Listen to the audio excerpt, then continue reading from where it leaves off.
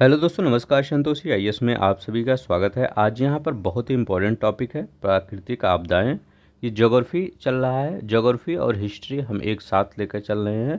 आपका जो घटना चक्र पूर्वावलोकन है उसी का एक शॉर्ट नोट्स बनाया जाता है। शॉर्ट नोट्स कह सकते हैं, जो थ्योरी का पार्ट्स होता है और जो बॉक्स में अंदर दिया होता है उसी को एक आप डायग्राम के फॉर्म में यहाँ पर लिखा जाता है। डायग्राम के फॉर्म में इसलिए लिखा जाता है कि आप जब भी आप पेपर देने जाएं, पढ़ें, इसको काफ़ी कम समय में 10-5 मिनट में ही पढ़ सकते हैं पूरी टॉपिक को। ठीक है, देखिए पूरी ही टॉपिक को हमने लगभग 1 से 2 ही पेज में इसको ख़त्म कर दिया है। इसको एक ही हमारा मकसद रहता है कि आपका इसमें टाइम बचे थोड़ा सा। इसके बाद हम क्या करेंगे, जो प्रीवियस ईयर में क्वेश्चन आए हुए हैं आपके पेपर में उनको करते हैं। जो लोग बच्चे नए होंगे वो उनके लिए बता रहे हैं, जो पुराने होंगे वो सब जानते ही होंगे। तो ठीक है, चलते हैं, हम शुरू करते हैं बिना किसी देरी के। अगर आपको पढ़ना होगा घटना चक्र पूरी तरह हमारे साथ शॉर्ट नोट्स के थ्रू, तो यहाँ पर आप पढ़ सकते हैं। ठीक है, एक बार आप चैनल के प्लेलिस्ट में ज़रूर जाइए, वहाँ विजिट करिए। हर एक क्लास आपको लिया गया है, सी सेट तक के क्लास को ले लिया गया है। ठीक है, सी सेट प्रीवियस ईयर करवा दिया गया है, जाके सी सेट पूरा कर लीजिए। ठीक है, क्योंकि आपके पेपर में जिस प्रकार से जीएस इम्पोर्टेंट है उसी प्रकार से सी सेट भी इम्पोर्टेंट है। ठीक है, तो चलते हैं, हम शुरू करते हैं। जो लोग पूछ रहे थे हिंदी का आर ओ के लिए, हिंदी का आर ओ के लिए हमने पूरा घटना चक्र का जितना प्रीवियस ईयर क्वेश्चन आया था वो सभी करवा दिए हैं। लगभग 22-23 पार्ट में पूरा करवा दिए हैं। ठीक है, तो वहाँ पर भी जाके विजिट करके देख सकते हैं। तो चलते हैं, हम शुरू करते हैं। यहाँ पर प्राकृतिक आपदाएं।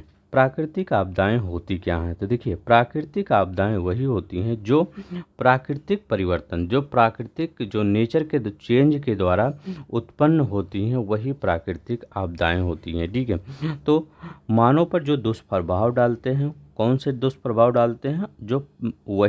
जो प्राकृतिक परिवर्तनों के को प्राकृतिक आपदा कहते हैं। तो कभी कभी क्या होता है, मनुष्य के द्वारा भी कुछ प्रकृति में चेंज किया जाता है, लेकिन वो प्राकृतिक आपदाएं नहीं होती हैं, वो मानव जनित आपदाएं कहलाती हैं।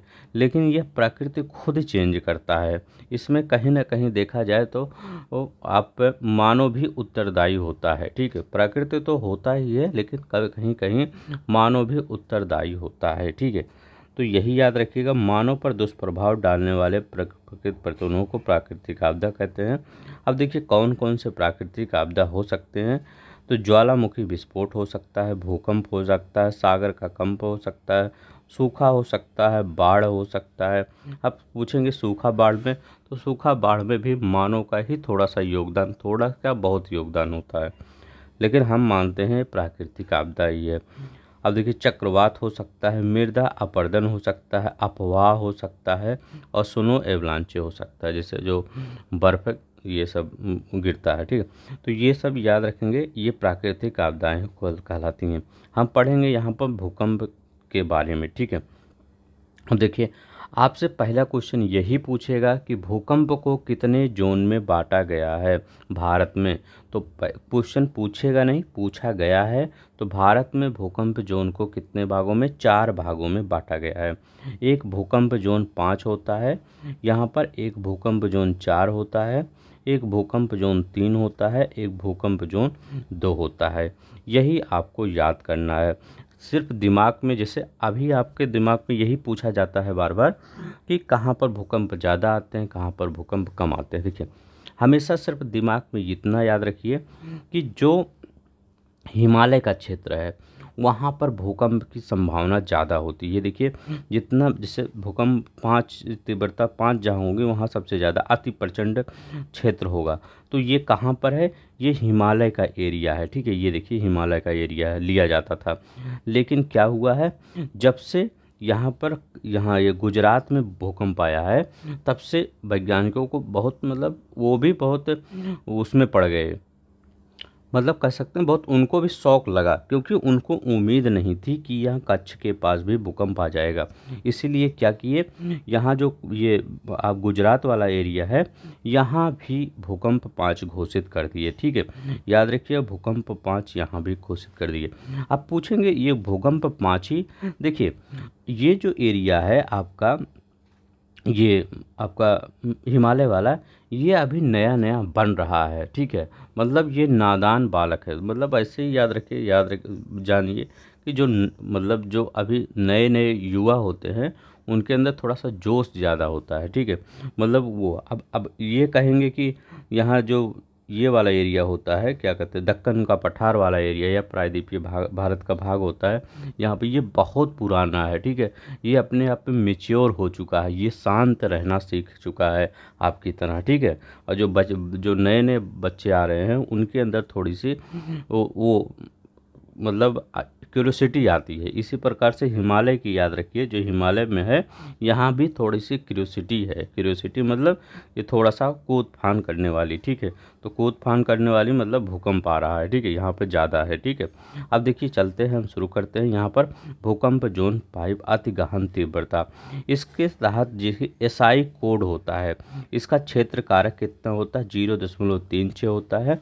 कुल भू क्षेत्र का लगभग 11%, यही 11% सबसे मतलब सबसे वो डिजास्टर साबित होता है पूरे पृथ्वी पर। चाहे अभी जो नेपाल का भूकंप है, इसी एरिया में इसी भूकंप 5 के अंतर्गत वो भी काउंट किया जाता है। ठीक है, जो 2005 को, तो 11%।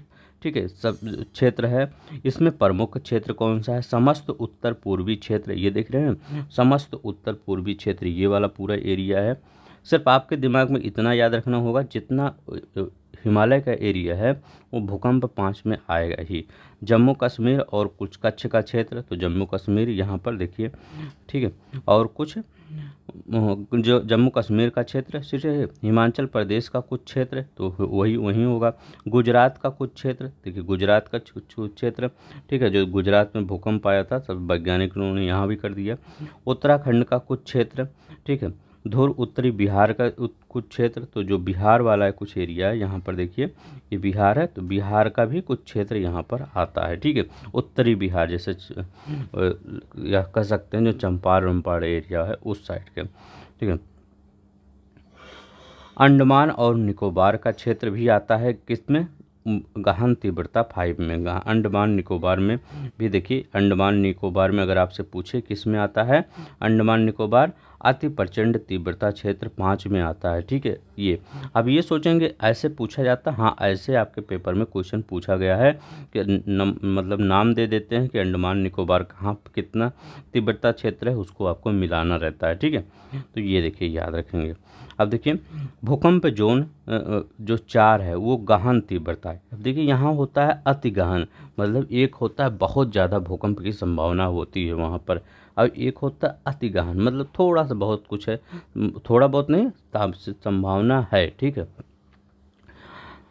प्रमुख क्षेत्र कौन सा होता है, जम्मू और कश्मीर व हिमाचल प्रदेश, यूके का शेष भाग, मतलब शेष भाग मतलब ये इनका क्या कहने का मतलब है, जो यहाँ से बच गया है कुछ भाग उसमें भी आ जाता है। ठीक है, जैसे ये वाला देखिए, ये वाला यहाँ पर एरिया, अगर उत्तराखंड का इधर एरिया है, ठीक है, तो मतलब जम्मू कश्मीर के, तो कुछ क्षेत्र जो बच गए हैं भूकंप 5 के, वो भूकंप 4 में भी आ जाते हैं। ठीक है, तो यहाँ देखिए दिल्ली भी, आपका दिल्ली किस में आता है, भूकंप जोन 4 में आता है। तो आप याद रखेंगे, दिल्ली राजधानी है, तो आपको याद रखना होगा। कोई भी आपसे पूछ सकता है, इंटरव्यू में पूछा जा सकता है कि दिल्ली बताइए किस भूकंप जोन में आता है, तो दिल्ली भूकंप जोन 4 में आता है। किस में जाता है, भूकंप जोन 4 में आता है।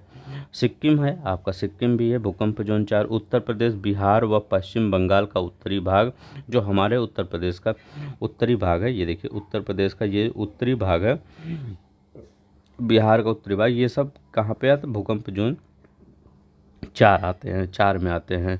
गुजरात, राजस्थान व महाराष्ट्र का कुछ भाग, ठीक है, भूकंप जोन 4 में आता है। ये देखिए जो ये वाली लाइन गई है ऐसे, वो देखिए थोड़ा सा महाराष्ट्र का एरिया देख लीजिए, गुजरात का एरिया देख लीजिए। गुजरात जान लीजिए बहुत उसमें भी है, यहाँ पर जो बिजनेस वाले हैं यहाँ पर भूकंप उनका, क्योंकि यहाँ पर देखिए 5 वाला भी है और यहाँ पर 4 वाला है, दोनों है आपका। देखिए 3 और 2 तो दिख ही नहीं रहा है। यहाँ भूकंप 4 और 3, मतलब कह सकते हैं गुजरात में बहुत संभावना होती है भूकंप आने की, ठीक है। और हिमालय का क्षेत्र अगर छोड़ दिया जाए वहाँ तो आता ही है भूकंप। यहाँ गुजरात के एरिया में अगर देखा जाए तो यहाँ भी बहुत संभावना होती है, ठीक है। अब देखिए महाराष्ट्र का कुछ भाग, तो ये गहन तीव्रता वाला। अब देखिए यहाँ पर ये साउथ वाले का थोड़ा सा आराम रहता है। यहाँ पर ये देखिए आईएस कोड के तहत 0.24 कारक होता है, कुल भूमि क्षेत्र का 18% होता है ये दो गहन तीव्रता क्षेत्र, ये मतलब भूकंप जोन 4 वाला। अब देखिए आईएस कोड के तहत 0.16 ये पूछा गया है पेपर में आईएस कोड वाला, ठीक है, इसीलिए मैं लिख दिया हूँ, नहीं तो मैं नहीं लिखता। कुल क्षेत्र का लगभग 30% होता है। यहाँ पर कुल क्षेत्र का लगभग कितना होता है, 30% होता है। अब देखिए भूकंप जोन 3 के यह होता है मध्यम तीव्रता। मतलब मध्यम तीव्रता क्या, कभी कभी आप देखते होंगे बैठे होंगे, लगता है अच्छा भूकंप आके पता चला, जब तक आप सोच रहे हैं तब तक टीवी पे न्यूज़ आ गई कि वहाँ पर नोएडा में फैन थोड़ा सा हिलने लगा है, ठीक है। तो नोएडा में तो भूकंप 5 वो 4 के अंतर्गत आता है, लेकिन कभी कभी होता है आपके आसपास थोड़ा सा फैन हिलने लगा, अच्छा भूकंप आया है, टीवी में दिखा दे रहा है कि देखिए भूकंप आया है, आज भूकंप आया है, शीशे टूट गए हैं। तो ऐसे ही थोड़ा सा मध्यम तीव्रता होता है इसमें। यहाँ केरल, गोवा, लक्षद्वीप, पंजाब, राजस्थान, एमपी, बिहार, झारखंड, तेलंगाना, तमिलनाडु, तो ये वाला मध्यम तीव्रता। इसका क्या साइन है, देखिए ये वाला, ये जो डॉट डॉट है ये वाला साइन है, ठीक है। तो यहाँ पर देखिए ये जितना भी एरिया ये दिख रहा है, ठीक, ये सब चेन्नई उन्नई ये सब मध्यम तीव्रता वाला है, मतलब इन सब का आराम है, आएगा तो कोई प्रॉब्लम नहीं होगी, ये सब मैनेज कर लेंगे, झेल लेंगे। लेकिन अगर यहाँ अति गहन वाला आया और गहन वाला आया तो इन सबको सावधान ही रहना होगा, ठीक है। और देखिए भूकंप जोन 2 में अल्प तीव्रता, मतलब इनको पता भी नहीं चलेगा कि भूकंप आया है कि नहीं। आईएस कोड के तहत क्षेत्र कारक 0.10, कुल भू क्षेत्र का 41%, इतना ये सही है, 41% है। देश के अन्य क्षेत्र होते हैं, ठीक है। तो देश के अन्य क्षेत्र यहाँ पर देखते हैं जो इस टाइप का है, ये देखिए ये सबसे ज़्यादा क्या है, ये देखिए आपको ये दिख रहा होगा ये वाला, ठीक है। तो ये क्या है, दक्कन का पठार, तो ये बहुत पुराना है, ठीक है। ये हमारे दादाजी हैं जो किसी भी परिस्थिति में टिके रहते हैं, ठीक है। तो उन इसीलिए ये देखिए ये वाला क्षेत्र हो गया, ये मालवा वाला विंध्य वाला क्षेत्र हो गया, ठीक है। ये छोटा नागपुर का पठार हो गया, ठीक है, दंडकार्य पठारी जिसको बोला जाता है यहाँ भी, ठीक है। तो ये छोटा नागपुर का पठार हो गया, ठीक है। ये आपका विंध्य, सतपुड़ा, ये सब एरिया जो होते हैं यहाँ पर क्या होता है, ये मतलब बहुत ही कम है, क्योंकि ये इतने वो होते हैं, मेच्योर हो जाते हैं, इनको भूकंप नहीं ला पाता, ठीक है। ये मतलब बड़े हो गए हैं, ठीक है, इतना याद रख लीजिए बस। तो ये क्या हो गया है आपका, ये अब भूकंप जोन जो होता है अल्प तीव्रता वाला होता है शेष के अन्य भाग में, ठीक है। तो अगर मैं आपसे ऑप्शन में दूँ कि 3 ऑप्शन, ऐसा क्वेश्चन पूछा गया है, ठीक है, ऑप्शन में दूँ कि दिल्ली, चेन्नई, और मैं ऑप्शन 1 दे दूं कि ये महाराष्ट्र, वो मुंबई, और एक ऑप्शन मैं दे दूं आपको कि ये तेलंगाना, ठीक है, तेलंगाना। सबसे ज़्यादा भूकंप की संभावना कहाँ रहेगी, ऐसा क्वेश्चन आया है पेपर में। तो सबसे ज़्यादा भूकंप की संभावना कहाँ रहेगी, दिल्ली में, क्योंकि दिल्ली भूकंप 4 के अंतर्गत आ रहा है, ठीक है। ये सब कहाँ पे, ये सब प्रायद्वीपीय भारत के हैं जो कि स्टेबल है, ठीक है। इनका मतलब ये सब पूरी तरह से स्टेबल हैं, इनका भूकंप कुछ नहीं बिगाड़ गया, ठीक है। यही दिल्ली है आपका, ठीक है। ऐसे क्वेश्चन आपके पेपर में, अगर आपको थोड़ा सा अगर भी मैप आ गया, इस मैप को थोड़ा सा अगर देख लेंगे यहाँ से, तो आपको समझ में आ जाएगी कौन कौन से भूकंप 4 में आएंगे, कौन से देख 5 में आएंगे। यही 5 या 4 वाला ज़्यादा पूछता है, इसी दोनों को अगर याद कर लेंगे तो आपका काम हो जाएगा। चलते हैं नेक्स्ट देखते हैं। अब यहाँ पर देखिए कुछ फैक्ट देख लेते हैं जो आपके प्रीवियस ईयर में क्वेश्चन पूछा गया था फैक्ट में। अब देखिए यहाँ पर पूछा गया था कि जो बाढ़ वाला एरिया होता है वो कौन सा होता है। तो बाढ़ वाला जो एरिया होता है उत्तर प्रदेश व बिहार का मैदान होता है। जो भूकंप वाला एरिया होता है हिमालय का गिरिपाद का क्षेत्र, हिमालय गिरिपाद मतलब हिमालय का जो शिवालिक का एरिया होता है, शिवालिक श्रेणी वाला, वहाँ पर, ठीक है। तो हिमालय का जो शिवालिक श्रेणी या गिरिपाद क्षेत्र होता है वो क्या होता है, वो भूकंप वाला एरिया होता है। सूखा क्षेत्र क्या होता है, मध्य पूर्वी भारत, वो सूखा क्षेत्र होता है मध्य पूर्वी भारत, मतलब इसकी बात कर रहे हैं जो यहाँ पर ये है, ठीक है। मतलब बुंदेलखंड वाला एरिया, विंध्य क्षेत्र वाला एरिया, ठीक है, ये वाला एरिया यहाँ की बात कर रहे हैं, ये वाला एरिया, ठीक है। तो ये सूखा क्षेत्र होता है। ये मैंने मिला दिया है, ये बार 2 बार क्वेश्चन, एक बार यही क्वेश्चन MPPCS में भी पूछा था और एक बार BPSC में भी पूछा था। चक्रवात झारखंड और उत्तरी उड़ीसा, देखते नहीं, उड़ीसा में, गुजरात में हमेशा क्या होता है, चक्रवात आता रहता है, ठीक है। मतलब तटीय क्षेत्र है, तो तटीय क्षेत्र जहाँ आ जाएगा वहाँ पर ये चक्रवात, तो सिंपल ही क्वेश्चन आया था। अब देखिए यहाँ पर मौसम विज्ञान, भारतीय मौसम विज्ञान विभाग कहाँ है, ये कहाँ है, ये न्यू दिल्ली में, ये याद रखिएगा, ये एक फैक्ट है, ठीक है। अब देखिए उड़ीसा में क्या है, सर्वाधिक आपदाएं यहीं पे आती है, उड़ीसा में ही, ठीक है, चक्रवात के थ्रू, ठीक है। तो कहाँ पे सर्वाधिक आपदाएं कहाँ पे आती हैं, उड़ीसा में, देखते नहीं, उड़ीसा में आए दिन आपदाएं आती रहती हैं, ठीक है। चक्रवात ज़्यादा ही आता रहता है यहाँ पर। हैदराबाद सुनामी वार्निंग सेंटर कहाँ पर है, हैदराबाद में। तो सुनामी वार्निंग सेंटर कहाँ है, हैदराबाद में है। देखिए 26 दिसंबर 2004 को आए हिंद महासागर में सुनामी द्वारा भारत का कोरोमंडल तट प्रभावित हुआ था, ठीक है। कब, जो 26 दिसंबर 2004 को आए हिंद महासागर में, ये याद रखिएगा, ये बहुत बड़ा सुनामी आया था कि यहाँ पर काफ़ी हानि हुई थी। सबसे ज़्यादा हानि कहाँ हुई थी, चेन्नई का ये कन्याकुमारी, ये जो कोरोमंडल तट है यहाँ पर, और वो अंडमान निकोबार में बहुत सारा हानि हुआ था, ठीक है। तो हिंद महासागर में सुनामी द्वारा कोरोमंडल तट प्रभावित हुआ है, वहाँ पर ऑप्शन मालाबार भी दे सकता है, लेकिन आप कोरोमंडल मतलब ये वाला क्षेत्र प्रभावित हुआ है, इधर मालाबार होता है, इधर कोरोमंडल। तो यहाँ पर जो अंडमान निकोबार, वहाँ की जनजातियाँ भी काफ़ी प्रभावित हुई थी, जो 2004 में सुनामी आई थी। बहुत बड़ी सुनामी थी, आपके NCERT में दिया गया है, डिटेल में दिया गया है, उसको पढ़ लीजिएगा। देखिए भुज, भुज किस में आता है, देखिए यही मिलाने वाला आया था। भुज किस में आता है, भूकंप मंडल 5 में, ठीक है। वो भूकंप जोन किस में, 5 में। हैदराबाद हम कहे हैं जितने भी इतना यहाँ प्रायद्वीपीय भाग के होंगे वो बहुत से, वहाँ कोई भूकंप नाम का ही नहीं पता चलेगा, आया ख़त्म हो गया, पता ही नहीं चला। तो ये 2। अगर मैं श्रीनगर की बात करूँ, जैसे हिमालय आ गया ना, श्रीनगर हिमालय आ गया, बस 5 आप लगा दीजिए, ठीक है। चेन्नई 3 लगा दीजिए, ठीक है। चेन्नई किस में लगाएंगे, 3 में लगाएंगे। ये देखिए यहाँ पर, ये देखिए मध्यम तीव्रता क्षेत्र में चेन्नई, ये चेन्नई वाला एरिया है, तो चेन्नई याद रखेंगे 3 में आता है, ठीक है, ठीक है। तो ऐसे थोड़ा ऐसे कुछ, ये क्वेश्चन आपके पेपर में पूछा गया था, इसलिए हमने बॉक्स, जो बॉक्स के अंदर रहेगा तो वो जान लीजिए क्वेश्चन नहीं था, ठीक है। तो ये हमने लगा दिया, ठीक है। तो ऐसे याद कर लीजिए, हो सका ऐसे ही पूछ सकता है, ठीक है। अब देखिए यहाँ पर कथन क्या है, हिमालय के भूस्खलन की प्रवृत्तियों में वृद्धि हुई है। हाल ही के वर्षों में हिमालय में बड़े पैमाने पर खनन हुआ, तो दोनों ही सही है कि जो भूस्खलन होता है, देखते नहीं है कि आप मतलब लोग जा रहे हैं और वहाँ पे पहाड़ के ऊपर से क्या हुआ, मिट्टी उट्टी गिर रही है, ठीक है। तो कभी कभी उस पे मतलब वो काफ़ी डेंजरस हो जाता है, ठीक है। कभी कभी कारों पर भी गिर जाती है, तो ठीक है, वो काफ़ी डेंजरस होता है। तो क्या होता है, ये मनुष्य खुद ही उसको क्रिएट करता है, क्योंकि मनुष्य उसकी ऊपरी परत को हटा लेता है तो नीचे वाला परत अपने आप गिर जाता है, ठीक है। तो भूस्खलन, हिमालय की भूस्खलन आवृत्तियों में वृद्धि होती है क्योंकि बड़े पैमाने पर खनन हुआ है, ठीक है। इसको मतलब खनन मतलब पूरी तरह से इसको छिन्न भिन्न कर दिया गया, किसके द्वारा, मनुष्य के द्वारा, ठीक है। किसी हमेशा मतलब मनुष्य ही सब कुछ करता है, जो प्रकृति का अगर संतुलन कोई बिगाड़ता है तो हम मनुष्य ही बिगाड़ रहे हैं। पश्चिमी तट की तुलना में पूर्वी तटों पर चक्रवात सबसे अधिक प्रभावित होता है, मतलब इनको कह रहा है कि यहाँ पर ज़्यादा चक्रवात प्रभावित करता है, यहाँ पर कम करता है।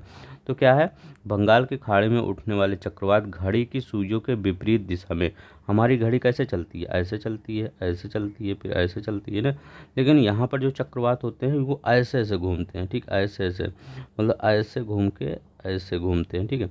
ये मतलब विपरीत दिशा में इस टाइप के घूम रहे हैं, ठीक है। ठीक, तो क्या है, घड़ी की सुइयों के विपरीत दिशा में घूमने के कारण लगभग संपूर्ण तटों को ही प्रभावित करते हैं, ठीक है। किस पर, घड़ी की सुइयों को विपरीत दिशा में, कैसे अब करते हैं, जैसे ये मान लीजिए ये तट है। अब यहाँ पर अगर ऐसे घूमेंगे, ऐसे एक मिनट ऐसे घूमेंगे तो यहीं पर तो पूरा प्रभावित कर रहे हैं। यहीं पर अगर मान लीजिए ऐसे घूमते तो इतना नहीं प्रभावित, क्योंकि इस साइड में चले जाते हैं, ठीक है।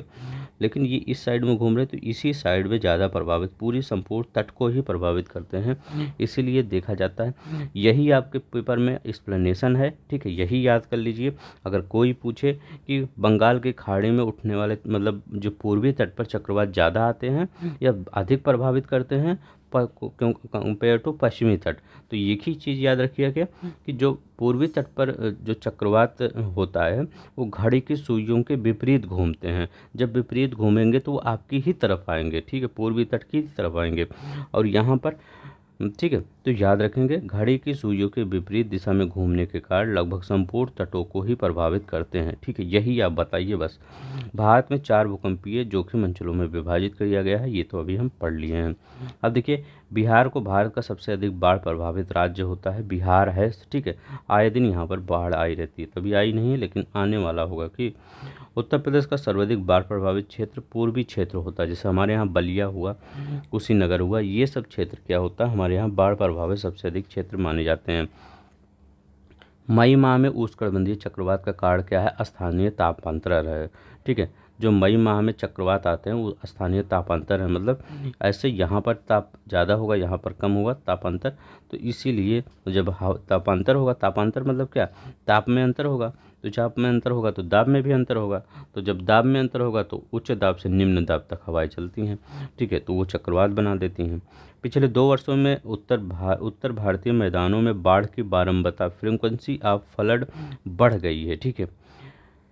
क्या रीजन है कि पिछले 2 वर्षों में भारतीय मैदानों में बाढ़ की बारंबारता फ्रीक्वेंसी, आप अभी देख रहे हैं पिछले कई वर्षों में बारिश कम हो रही है, पहले कितना बारिश उतना नहीं होती है, लेकिन क्या होती है बाढ़ ज़्यादा आ रहा है। उसका रीज़न क्या है? क्योंकि रीज़न यही है क्योंकि जो निक्षेपण होता है नदी घाटियों की, वो मतलब ऊपर से मान लीजिए ये आपका हिमालय है, ये हिमालय है, तो यहाँ से जो नदियाँ आ रही है वो निक्षेपित करके जो ये यहाँ पर जो गाद होती है वो अपनी नदी अपनी घाटियों में उसको समा रही है। तो नदी घाटियाँ अगर पहले गहरी रही होंगी, अब धीरे धीरे वो पट रही हैं, क्योंकि कुछ कुछ आ ही रही हैं। जो पहले गंगा की गहराई थी वो अब नहीं है। क्यों? क्योंकि वो जो नदी आ रही है अपने साथ गाद लेकर आ रही है, वो धीरे धीरे नदियों को पाट रही है, ठीक है, मतलब धीरे धीरे उसमें कुछ ही अंतर आ रहा है लेकिन पाट रही है। जब पाट रही है तो पानी जाएगा कहाँ? नीचे थोड़ी जाएगा, उसको जमीन के नीचे, तो फिर ऊपर ही पानी आएगा। तो क्या है, गाद के निक्षेपण डिपोजिशन ऑफ सिल्ट के कारण नदी घाटियों की गहराई में जब कमी हो जाती है तो वही मैदानी भागों में नदियाँ बहने लगती है, जिसको बाढ़ कहते हैं, ठीक है। मतलब आपके एरिया में जब पानी चला आता है उसको ये IAS 2000 में क्वेश्चन आया है, क्यों अब पहले की अपेक्षा ज़्यादा बाढ़ की संभावना बनी रहती है। क्योंकि आप ऐसे याद करिए, नदी वाला मत याद करिए, ऐसे देखिए गर्मी के दिनों में जब ये गर्मी का दिन होता है उसमें नाले में कई प्रकार के ये पॉलीथीन और सब चीज़ें डाल दी जाती है। जैसे जुलाई के महीने में बारिश होती है, पूरा शहर क्या होता है, भर जाता है। क्यों? क्योंकि उसको साफ़ ही नहीं किया गया, सब कुछ उसी पॉलीथीन जितने भी कूड़े करकट होते हैं उसी नालियों में फेंक दिए जाते हैं। तो जब वो फेंक दिए जाते हैं तो क्या हुआ, पानी तो आपके पूरे शहर में चला ही जाएगा। तो ऐसे ही नदियों में होता है, वहाँ पर क्या होता है, गाद नदियों में भरता जा रहा है, जिससे नदियों की गहराई कम हो जा रही है, जिससे बाढ़ की संभावना अधिक बढ़ रही है। बस यही IAS 2000 में क्वेश्चन आया है, यही आपको बताना है और कुछ नहीं। आपके पीसीएस में क्वेश्चन आ सकता है क्योंकि कथन रीजन वाला क्वेश्चन अब ज़्यादा पूछ रहा है। अब देखिए उत्तर प्रदेश व बिहार का मैदान जो बाढ़ प्रभावित है, सूखा प्रभावित कौन सा क्षेत्र है? पश्चिमी व मध्य भारत का क्षेत्र सूखा प्रभावित है। भूकंप जो है हिमालय वाला जो क्षेत्र होता है वो भूकंप प्रभावित होता है, और सुनामी जो होता है वो तटीय प्रभावित क्षेत्र होता है। तो ये पूछा गया था आपके पेपर में, ठीक है, कि भूकंप का मिलान कीजिए, सूखा का मिलान कीजिए, बाढ़ का मिलान कीजिए और तो सुनामी का मिलान कीजिए, तटीय वाला क्षेत्र, ठीक है। तो हमने देखिए ये डायग्राम में कन्वर्ट कर दिया है, किस लिए? क्योंकि आपको याद रहे, ठीक है, इसीलिए मैं डायग्राम में कन्वर्ट कर देता हूँ, ठीक है। अब इस सब को PDF को आपको जैसे ही कंप्लीट हो जाएगा इंडियन ज्योग्राफी, कंपाइल करके आपके चैनल पर डाल देंगे, ठीक है। चैनल पर जाके पूरी तरह डेली आप ही लोग डाउनलोड कर सकते हैं या मैं खुद ही डाल दूँगा। तो चैनल पर विजिट कर लीजिए, वहाँ पर कई चीज़ें आपको जो यहाँ पर नहीं यूट्यूब पर बताई जाती, वहाँ टेलीग्राम चैनल पर भी बताई जाती है, ठीक है। तो वहाँ पर ज़रूर आप ज्वाइन करिए। हाल ही में जो चक्रवात आए हैं उनको याद करके पेपर में जाना है आपको, क्योंकि पेपर में रिसेंट में चक्रवात पूछा गया। अब देखिए यहाँ पर जो रिसेंट चक्रवात है मैंने नहीं लिखा है, क्योंकि आर ओ में 2 बार ऐसा हुआ था, जो हाल ही के चक्रवात आए हुए थे वो पेपर में पूछे गए थे, ठीक है। तो उनको आपको याद करके जाना है। यहाँ पर कोई चक्रवात हमने नहीं लिखा है क्या? शायद एक चक्रवात लिखा था क्या? चलिए, हमने यहाँ पर नहीं लिखा है, लेकिन याद रखिएगा। इसीलिए हमने चक्रवात में, क्योंकि जो अभी रिसेंट में चक्रवात आए हुए हैं उन सभी को याद कर लीजिए, ठीक है। नहीं तो मैं किसी दिन वीडियो में ला ही दूंगा, लेकिन याद कर लीजिए, वहीं से क्वेश्चन बनेंगे, ठीक है। वो करंट का था इसलिए मैंने यहाँ पर नहीं लिया। भारतीय मौसम विज्ञान विभाग की स्थापना 1875 में हुई। भारतीय प्लेट निरंतर गतिशील है, उत्तर की ओर गतिशील है। महाराष्ट्र का वह क्षेत्र जिसके निकट भविष्य में भूकंप से अधिक प्रभावित होने की संभावना है वो कोयना क्षेत्र है। कोयना क्षेत्र भूकंप से अधिक प्रभावित होने की संभावना है, ये याद रखिएगा। प्लेट उत्तर की तरफ, जैसे जो गोंडवाना से टूटा है वो उत्तर की तरफ भारतीय प्लेट हो जा रही है, ठीक है। अभी भी उत्तर की तरफ ही जा रही है। सन 2004 की सुनामी के द्वारा भारत के निम्न तटों में कौन सा सर्वाधिक दुष्प्रभावित हुआ? तो हम कब क्या बताया, कोरोमंडल तट सबसे ज़्यादा प्रभावित हुआ। भारत में सुनामी वार्निंग सेंटर अवस्थित है। भारत में सुनामी वार्निंग सेंटर कहाँ? हैदराबाद में अवस्थित है। देखिए, यही क्वेश्चन मैंने आपको बताया था कि हिमालय में भूस्खलन की प्रवृत्ति में वृद्धि हुई है। हाल ही के वर्षों में हिमालय में बड़े पैमाने पर खनन का कार्य हुआ है। तो यही क्या है, सही है, व्याख्या भी सही कर रहा है, क्योंकि वृद्धि क्यों हुई है, खनन ज़्यादा हो रहा है, ठीक है। अब यहाँ पर देखिए, पश्चिमी तट की तुलना में पूर्वी तट चक्रवातों द्वारा अधिक प्रभावित है। तो पश्चिमी तट की तुलना में पूर्वी जो तट है चक्रवातों, हम क्या कर रहे थे, ये वाला जो तट ज़्यादा प्रभावित है कंपेयर टू ये वाले तट के। भारत का पूर्वी तट उत्तर पूर्वी व्यापारिक हवाओं का की मेखला में पड़ता है। तो देखिए दोनों सही है, वो पूर्वी तट उत्तर पूर्वी व्यापारिक हवाओं की मतलब उसी के छत्र छाया में पड़ जाता है क्या, भारत का पूर्वी तट। लेकिन आप ये नहीं कह सकते कि पूर्वी तट इसी के कारण प्रभावित होता है। हमने बताया पूर्वी तट इसीलिए प्रभावित होता है क्योंकि जो आपकी जो ये चक्रवात आता है वो घड़ी की सुइयों के विपरीत में आता है। मतलब ऐसे ऐसे चक्रवात आपका चलता है, ठीक है, ऐसे ऐसे इस साइड चलता है, मतलब ऐसे इस साइड में चक्रवात ऐसे ऐसे घूम रहा है, ठीक है। तो इसीलिए यहाँ पर ज़्यादा प्रभावित हुआ है। तो ये याद रखिएगा, ये वाला, ठीक है, सॉरी पहला वाला नहीं, ये दूसरा वाला होगा, ठीक है। दोनों सही है लेकिन व्याख्या नहीं सही करता है। सर्वाधिक प्रभावित किस में सर्वाधिक प्राकृतिक आपदाएं आती है? उड़ीसा में सर्वाधिक प्राकृतिक आपदाएं आती है। आप कंफ्यूज होंगे गुजरात में या उड़ीसा में, तो उड़ीसा में सबसे ज़्यादा आती है। भारत का कौन सा क्षेत्र उच्च तीव्रता की भूकंपीय मेखला में नहीं आता है? तो कौन सा ऐसा क्षेत्र है जो उच्च तीव्रता की भूकंपीय मेखला में नहीं आता है? तो आप किसको बता सकते हैं? ये देखिए हिमाचल प्रदेश का है, ये तो बता ही नहीं सकते क्योंकि हिमालय वाला एरिया है। उत्तराखंड हिमालय वाला एरिया है। कच्छ का भी वैज्ञानिक भी परेशान थे कि उधर भूकंप कैसे ज़्यादा आ गया। तो जो गुजरात वाला वो भी 4-5 में आ रहा है। लेकिन कर्नाटक का जो पठार होता है ये स्टेबल है, ठीक है। प्रायद्वीपीय जो पठार है ये स्टेबल है, इसलिए कर्नाटक निम्न मेखला में आता है। देखिए 2006 में आया है, 10 में आया है। भारत में कितने भूकंपीय जोखिम अंचलों में विभाजित किया गया? तो 4 भूकंपीय जोखिम अंचलों में विभाजित किया है, 2 से लेकर 5। तो 2 हो गया, तो 3 हो गया और 4 हो गया और हिमालय वाला 5 हो गया। यहाँ से स्टार्ट करेंगे, ठीक है, 2 से स्टार्ट करेंगे, नहीं 1 से मत स्टार्ट करिएगा। पिछले 2 दशकों में उत्तर भारतीय मैदानों में बाढ़ की बारंबारता फ्रिक्वेंसी ऑफ फ्लड बढ़ गई है क्योंकि डिपोजिशन ऑफ सिल्ट के कारण नदी घाटियों में गहराई में कमी आ गई है। तो आप कहेंगे हाँ दोनों ही सही है, क्योंकि नदी घाटियों में मिट्टी जमाव ज़्यादा हो रहा है, सिल्ट का जमाव ज़्यादा हो रहा है, जिसके कारण नदी घाटियों में पानी ऊपर बह रहा है, ठीक है। तो ये रहे, ये वाला दोनों ही सही है। आईएएस का क्वेश्चन देखिए कितने आराम से आप कर दे रहे हैं, ठीक है। सिर्फ आपसे एक ही उम्मीद रहती है कि प्लीज़ आप चैनल को सब्सक्राइब कर दीजिए, लाइक कर दीजिए, और जो भी स्टूडेंट हो और जो आपसे ना जुड़ पाए हों उनको शेयर कर दीजिए, वो जुड़ जाएं। प्रदेश के निम्नलिखित कौन सा क्षेत्र सर्वाधिक बाढ़ प्रभावित है? कौन सा क्षेत्र सर्वाधिक बाढ़ प्रभावित है? तो हमारा पूर्वी क्षेत्र, चाहे बलिया की बात करें, चाहे कुशीनगर की, चंदौली की, ये सब क्षेत्र जो होता है ये बाढ़ प्रभावित है सबसे ज़्यादा। ठीक है, उत्तर प्रदेश का मतलब जो बिहार से थोड़ा सा सटा हुआ है एरिया।